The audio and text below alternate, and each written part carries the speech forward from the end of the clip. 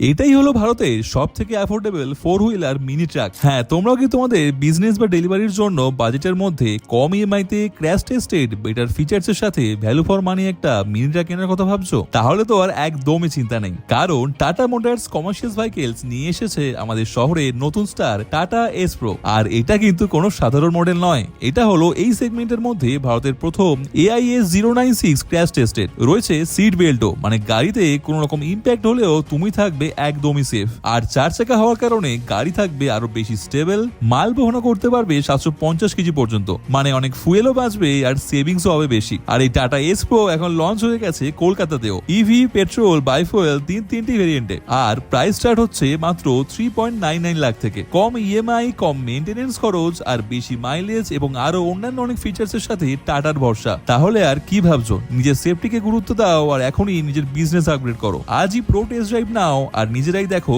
কেন বলা হয় সেফটিতে স্মার্টনেস। টাটা এস প্রো, আব হে আপকি বারি।